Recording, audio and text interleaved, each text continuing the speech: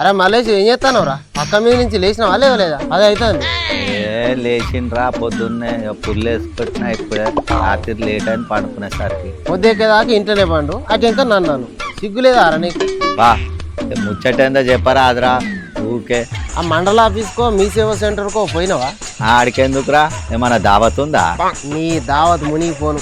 ఎప్పటికీ తాగుడు తినుడేనా రా? కులం సర్టిఫికేట్ ఆదాయం సర్టిఫికేట్ అప్లై చేసుకోమని చెప్తుంది కదా. గవాన్ని ఎందుకురా?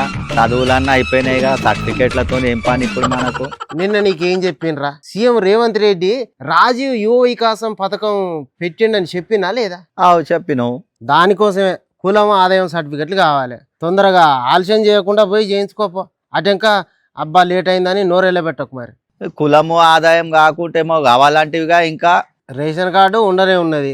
ఆధార్ కార్డు అంటే ఎప్పటికీ జేబులోనే ఉంటుంది. Phone number నోటికొచ్చు.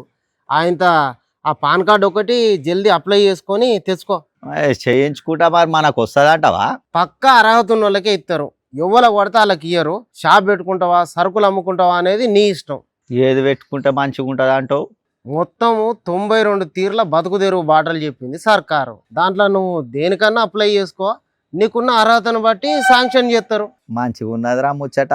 మంచిగున్నదే అనుకుంటా. నువ్వు 10-11 దాకా ఇంట్లోనే పండు. అరే ఏప్రిల్ 5వ తారీఖు ఆఖరి డేట్ అవుతుంది.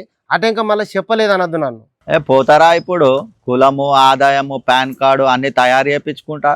నేనైతే చెప్పే కాడికి చెప్పినరా. అటెంక నీ ఇష్టం మరి. పోతారా ఇప్పుడు? పోతా. అరే పోతారా? రాజు యువ వికాసంతో జరంతా బతుకుని బాగు చేసుకోరా.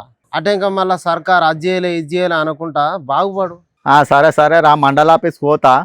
ఉంటా. మరి ఉంటారా? రాజీవ్ యువ వికాస పథకానికి మీరు కూడా అప్లై చేసుకోండి. కాంగ్రెస్ ప్రభుత్వం రేవంత్ రెడ్డి సర్కారు మీకోసమే ఉన్నది. నిరుద్యోగులను కంటికి రెప్పలాగా కాపాడుకునే ఈ ప్రభుత్వం మీ ప్రభుత్వం.